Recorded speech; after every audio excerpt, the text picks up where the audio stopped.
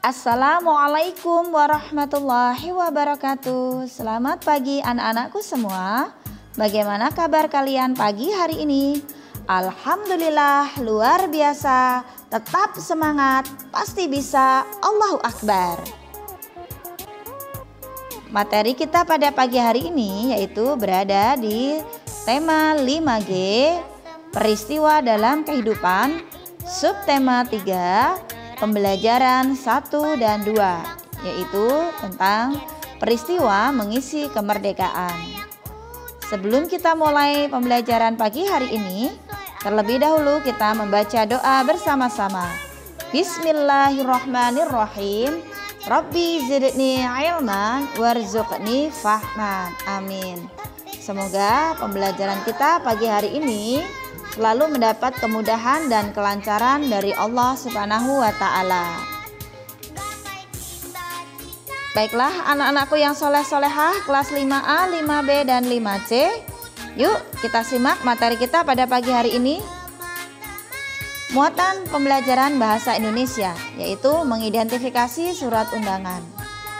Surat undangan itu merupakan surat yang berisi pemberitahuan dan permintaan atau ajakan kesediaan seseorang atau kelompok untuk menghadiri suatu acara atau kegiatan.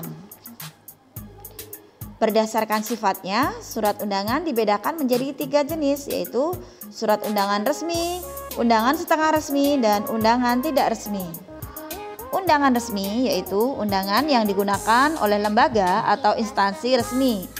Undangan resmi biasanya ditulis dengan bahasa resmi atau bahasa baku.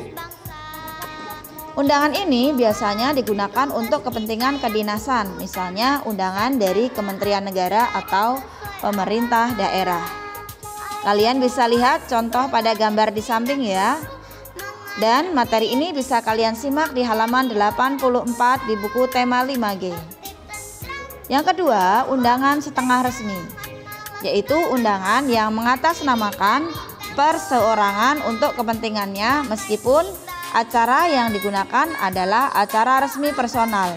Misalnya undangan pernikahan, kemudian undangan acara keagamaan. Nah, gambar tersebut adalah gambar undangan acara pernikahan. Yang ketiga yaitu undangan tidak resmi. Undangan tidak resmi yaitu undangan yang mengatasnamakan perorangan yang ditujukan kepada perorangan untuk kepentingan perorangan, atau undangan yang mengatasnamakan pribadi yang ditujukan kepada orang lain untuk menginformasikan kegiatan pribadi orang tersebut. Misalnya undangan ulang tahun untuk anak-anak. Bagaimana anak-anak semua, cukup paham ya? Kemudian pembelajaran yang kedua yaitu tentang ilmu pengetahuan sosial, mengidentifikasi peran pelajar dalam mengisi kemerdekaan. Kalian bisa simak di buku tematik kalian halaman 90. Ada beberapa hal yang dapat dilakukan dalam mengisi kemerdekaan. Pertama, menghormati dan menghargai jasa para pahlawan kemerdekaan dengan meneladani semangat kepahlawanannya. Kemudian belajar dengan giat dan tidak bolos sekolah. Yang ketiga, memperluas pengetahuan untuk mewujudkan warga bangsa yang cerdas. Yuk kita identifikasi kegiatan-kegiatan positif dalam mengisi kemerdekaan di rumah, di sekolah, maupun di masyarakat. Di rumah, contohnya membantu pekerjaan rumah sehari-hari, kemudian bekerja sama dengan anggota keluarga lainnya, saling menghormati dan menghargai sesama anggota keluarga, melaksanakan perintah yang diberikan oleh orang tua, dan lain-lain. Adapun di sekolah, mengikuti upacara dengan hikmat dan disiplin, kemudian mematuhi seluruh tata tertib sekolah secara ikhlas dan bertanggung jawab, mengikuti kegiatan belajar mengajar dan upacara sekolah dengan baik, dan sebagainya.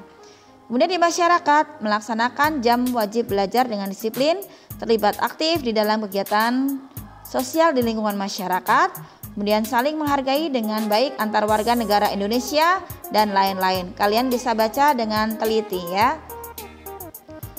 Kemudian pembangunan di berbagai bidang itu juga merupakan contoh kegiatan dalam mengisi kemerdekaan. Di sini Ibu akan memberikan contoh tentang pembangunan Danau Perintis.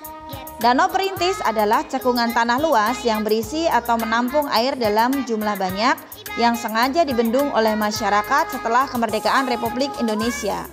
Danau Perintis berada di Kecamatan Suwawa, Kabupaten Bone Bolango, Gorontalo. Fungsi danau itu berguna untuk menampung air dan mengalirkan ke sawah-sawah.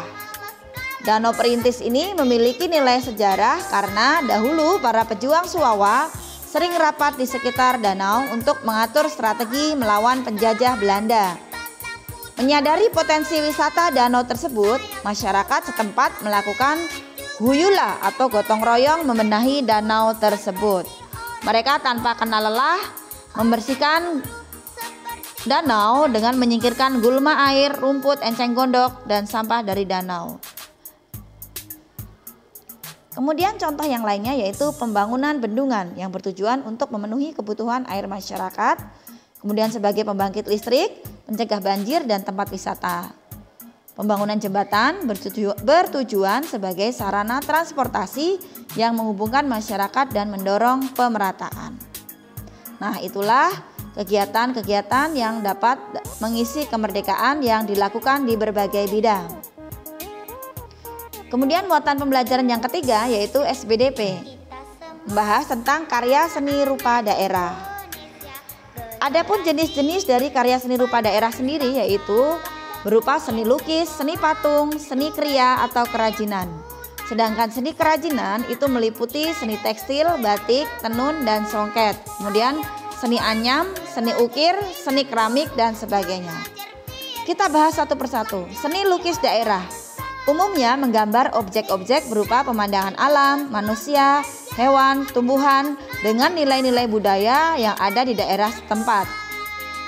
Contoh karya seni lukis daerah yaitu seni lukis batik. Kemudian ada juga seni lukis wayang dan seni lukis kaca dari Cirebon. Karya seni rupa yang kedua yaitu seni patung daerah, yaitu karya seni dengan bentuk 3 dimensi menyerupai manusia, binatang, dan benda-benda baik terbuat dari benda-benda keras ataupun benda-benda lunak. Misalnya patung barong dari Bali, kemudian ada patung-patung yang lain dari masing-masing daerah yang mempunyai ciri khasnya. Contoh masyarakat Batak membuat patung sebagai simbolis dan juga ritual magis sebagai penghormatan terhadap roh nenek moyang.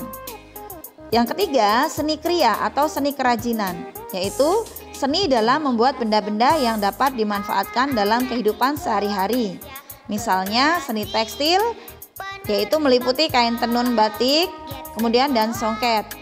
Ada lagi seni anyam yang terbuat dari rotan atau bambu, kemudian seni ukir dan seni keramik. Kalian bisa simak materi ini di tema 5G subtema 3 pembelajaran 1 dan 2 halaman 92. Nah, untuk tugas kali ini silahkan ditulis di buku tugas kalian pertanyaan dan jawabannya. Pertama, jelaskan pengertian surat undangan. 2. Tuliskan perbedaan antara surat undangan resmi, undangan setengah resmi, dan undangan tidak resmi dengan menggunakan tabel. Contohnya ada pada halaman 89. Ketiga, hal-hal apa sajakah yang dapat kita lakukan dalam mengisi kemerdekaan? Kalian sebutkan 3 saja. Berdasarkan bacaan pada halaman 87, apa yang dilakukan masyarakat sekitar Danau Perintis? Jelaskan. Kemudian sebutkan apa saja yang termasuk karya seni rupa daerah. Kemudian yang keenam, tuliskan minimal 3 bentuk karya seni rupa daerah dan daerah asalnya. Nah, alhamdulillahirrabbilalamin, materi pada pagi hari ini Ibu cukupkan sekian. Sampai bertemu kembali di pembelajaran selanjutnya. Terima kasih anak-anakku semua dan selalu semangat belajar ya. Ibu akhiri dengan wassalamualaikum warahmatullahi wabarakatuh.